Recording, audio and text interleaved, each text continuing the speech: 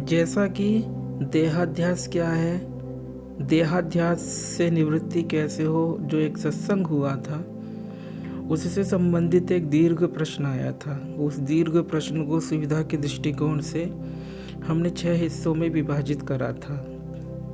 उससे 6 प्रश्न तैयार करे थे, जिनमें से कि 4 का पूर्व के सत्संगों में समाधान हो चुका है। अब इस वर्तमान सत्संग में अंतिम के 2 प्रश्न लेते हैं। प्रश्न इस प्रकार से है, what is the difference between, English में पूछा गया है, हम अनुवाद कर देंगे। What is the difference between me the so called other person and non movable things the so called जड़ निर्जीव पदार्थ विद रेफरेंस टू मी। अनुवाद कर रहे हैं, तो मेरे अर्थात व्यक्ति और अचलनीय वस्तुएं अर्थात निर्जीव पदार्थों में क्या अंतर है मेरे रेफरेंस से, मेरे संदर्भ से। और दूसरा प्रश्न है, कौन सी वस्तु मेरे साथ जुड़ी है जो कि मेरी बॉडी को मेरे निर्देशानुसार मूव करती है, एवं कुर्सी में क्या नहीं है जिससे वो स्वयं से मूव नहीं हो पाती है, जबकि परमात्मा तो मेरी बॉडी में भी है एवं कुर्सी वाले स्थान पर भी है।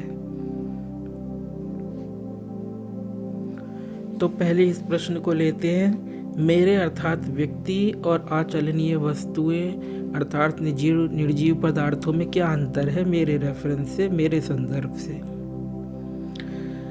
सजीवता और निर्जीवता कैसे व्यक्ति मात्र की अपनी खुद की धारणाएं मात्र हैं, यह बात पूर्व के सत्संगों में स्पष्ट कर दी गई है। यहाँ इस प्रश्न में एक बात नवीन है कि प्रश्नकर्ता का पूछना है कि व्यक्ति और अचलनीय अनमूवेबल वस्तुओं में व्यक्ति के रेफरेंस से क्या अंतर है। व्यक्ति का रेफरेंस आता कब है? निश्चित ही व्यक्ति के आने के बाद। व्यक्ति के आने के बाद ही व्यक्ति का रेफरेंस भी आना चाहिए, व्यक्ति का संदर्भ बिंदु। और यह व्यक्ति कब आता है?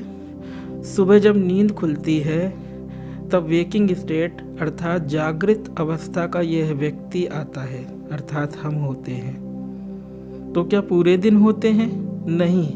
जब जब विचार आते हैं तब तब संसार के होने की प्रतीति के साथ इस संसार के संसारी अर्थात हम भी होते हैं। हम हमेशा नहीं होते। हमसे हमारा अभिप्राय व्यक्ति या व्यक्ति के मैं से है, और यह व्यक्ति का मैं सदैव मौजूद है ही नहीं। अध्यात्म वस्तुतः इसी से संबंधित है, ना कि आत्मा परमात्मा आदि से। ये बात अटपटी लगेगी, पर हमारी दृष्टि से यही बात सबसे मौलिक है कि जिसे मुक्ति की चाह है, जिसे मोक्ष चाहिए, जिसे अध्यात्म विषयक जिज्ञासा है, सबसे पहले उसी की खोज करी जाए कि वस्तुतः वह है भी कि नहीं है। ये जगत द्वैतात्मक है, अर्थात जगत का ज्ञान दृष्टा एवं दृश्य इन दोनों पर टिका हुआ है। दृश्य है वह सब जो कुछ भी जानने में आ सकता है, और दृष्टा है वह जो कि जानने वाला है।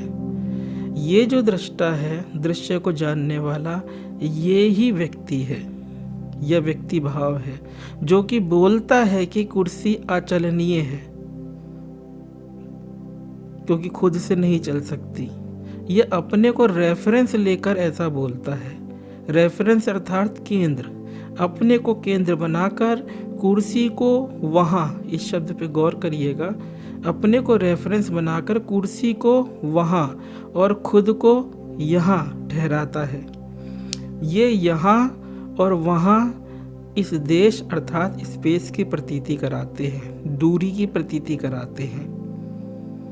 और इसका ये जो यहाँ है, वह यहाँ कहाँ है? वह यहाँ अर्थात इस व्यक्ति का यहाँ वहाँ है जहाँ इसका शरीर है, अर्थात शरीर ही इसका रेफरेंस पॉइंट है, और शरीर भाव ही इसका दृष्टिकोण है इस संसार को देखने का।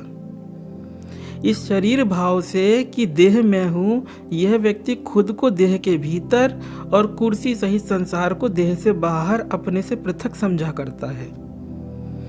और यह व्यक्ति ही खुद को चैतन्य और संसार को पदार्थ का बना हुआ जड़ घोषित करता है। तो क्या ये व्यक्ति प्रामाणिक है कि इसकी बात सुनी भी जाए? जब विचार आते हैं तब इस व्यक्ति की सत्ता आती है, अर्थात इसकी सत्ता परमानेंट नहीं है, स्थायी नहीं है।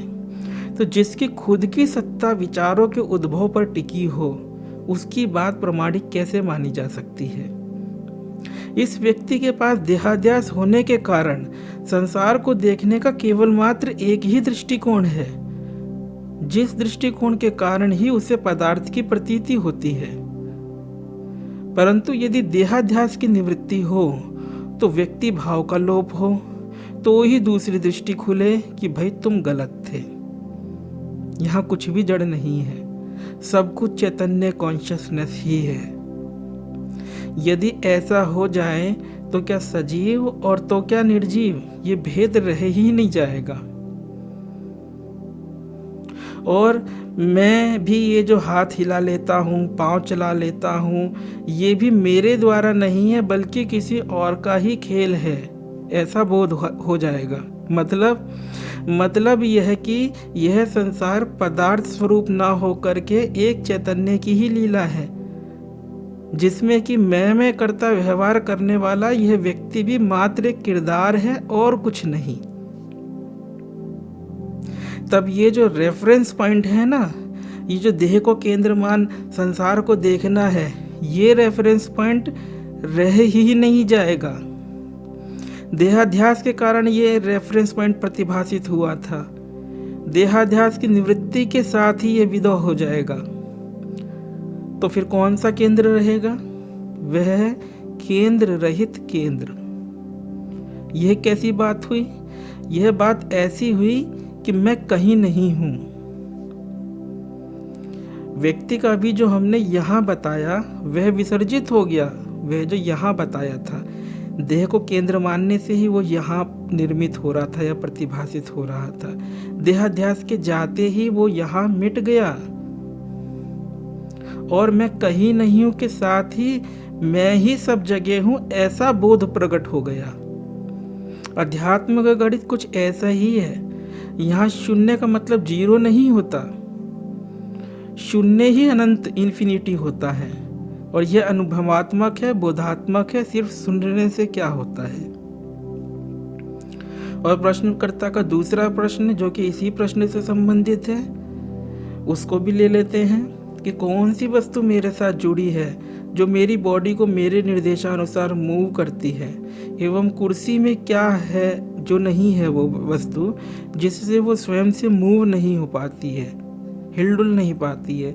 जबकि परमात्मा तो मेरी बॉडी में भी है एवं कुर्सी वाले स्थान पर भी है।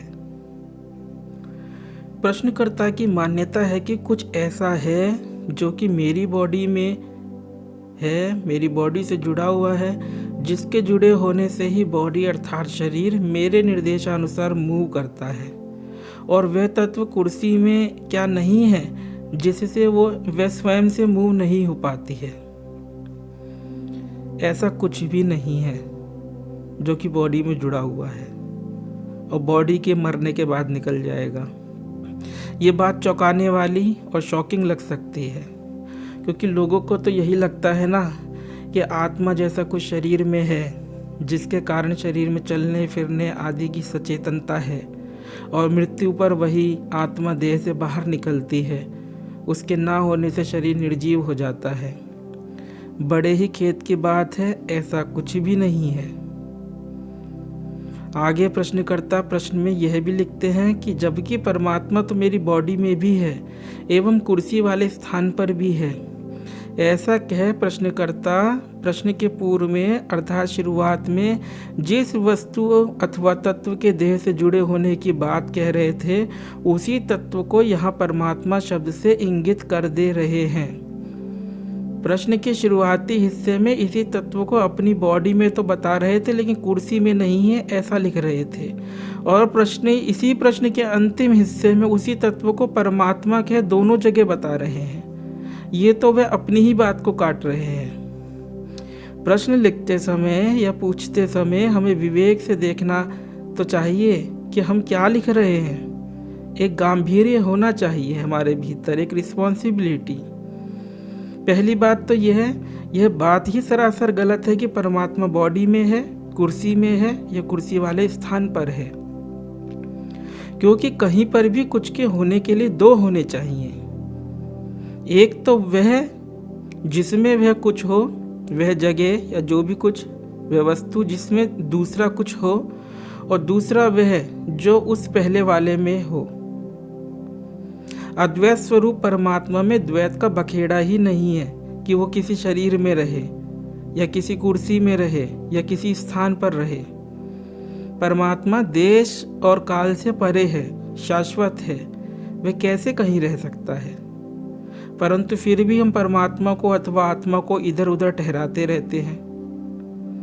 यह कहने की अपेक्षा कि परमात्मा कुर्सी में है या शरीर में है, यह कहना ज़्यादा उचित होगा कि परमात्मा में ही सब कुछ है और जो यह सब कुछ है वह भी परमात्मा ही है। परंतु परमात्मा शरीर में है या कुर्सी में है, यह कदापि न्याय संगत नहीं होगा।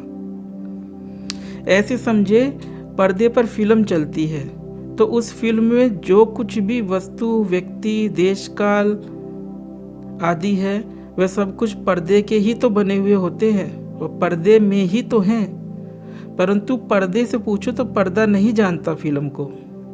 कुछ भी जानने के लिए दो होने चाहिए, एक वह जो कि जानने वाला है और दूसरा वह जिसको कि जाना जा रहा है।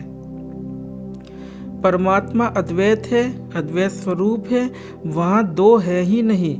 इसलिए कुर्सी हो या संसार, उससे परमात्मा सदैव अछूता है। कुर्सी को कुर्सी जो बोलता है वह जानता है। कुर्सी की धारणा उस व्यक्ति की धारणा है, उस व्यक्ति के मैं की, जो कि कुर्सी को कुर्सी करके जान रहा है। और यह जानना उस व्यक्ति के मैं का है, मिथ्या है, भाषा के द्वारा प्रतीति करना है और कुछ नहीं। प्रश्न में यह जो बात कही गई है कि कोई तत्व है जिसके कारण मेरे निर्देशानुसार मेरा शरीर मूव करता है, ऐसा कोई तत्व नहीं है, क्योंकि यह व्यष्टिगत दृष्टिकोण है, व्यक्ति के रेफरेंस से है, जो कि झूठ है एवं अस्थायी है। समष्टि के दृष्टिकोण से देखें, समग्रता के दृष्टिकोण से देखें तो जिस प्रकृति के अधीनस्थ कुर्सी है उसी प्रकृति के अधीनस्थ शरीर भी है। जो प्रकृति फूल खिलाती है, नदी बहाती है, मृत्यु के पश्चात शरीर का अपघटन कराती है, वही प्रकृति शरीर को भी चलाती है। और यह प्रकृति भीतर नहीं है देह के, भीतर बाहर सर्वत्र प्रकृति ही प्रकृति है। और जो ये मैं हूँ का भाव है, जिसके आधार पर व्यक्ति भाव आ खड़ा हुआ होता है, ये मैं हूँ का भाव भी प्रकृति ही है, लेकिन परा प्रकृति है। गीता के 7वें अध्याय के 4 और 5वें श्लोक में भगवान श्री कृष्ण कहते हैं, भूमि रापो नलो वायु खम मनो बुद्धिरेव च अहंकार इतियम में भिन्ना प्रकृतिष्ठधा अपरयमित त्वन्याम प्रकृतिम विद्धि में पराम जीव भूता महाबाहो ययेदम धार्यते जगत।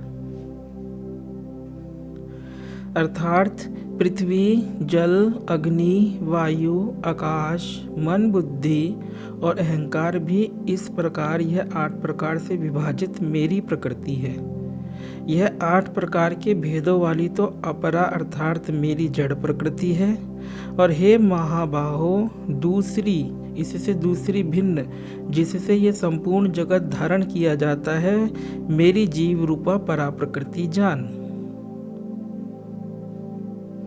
पहले जड़ प्रकृति बताई, उसके अंदर 8 चीजें गिनाई, पृथ्वी, जल, अग्नि, वायु, आकाश, मन, बुद्धि और अहंकार। इनको जड़ क्यों बोला गया?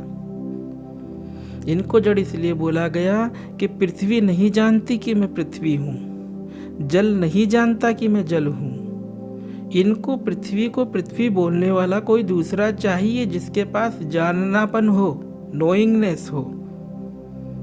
जल को जल कहने वाला दूसरा चाहिए, इनकी अपनी सत्य घोषित करने वाला कोई एक दृष्टा चाहिए। और वो जो दूसरा हिस्सा है वो है परा प्रकृति। इस श्लोक में भगवान श्री कृष्ण ने इस मैं हूं के भाव को भी प्रकृति के अंतर्गत डाल दिया है, क्योंकि प्रकृति क्या जो होती हो और फिर नहीं भी हो जाती हो, अर्थात परिवर्तनशीलता का नाम ही प्रकृति है। गहन निद्रा में ये मैं हूं का भाव, ये बीइंग, ये अपना होनापन, ये भी विदा हो जाता है। इस शरीर की उम्र के 3 या 4 साल पहले, जब ये 3 या 4 साल का शरीर था, उससे पहले ये मैं हूं का भाव था भी नहीं।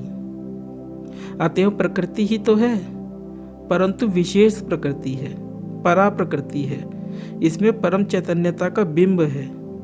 अतएव सब कुछ तो प्रकृति का व्यापार है, अपरा प्रकृति और परा प्रकृति। जिसे आत्मा या परमात्मा कहते हैं, वह इस संपूर्ण व्यापार से अलिप्त है, अछूता है, क्योंकि वह अद्वैत है और कर्ता, क्रिया, कर्म आदि से परे है। इस विषय पर फिर कभी चर्चा करेंगे। ओम।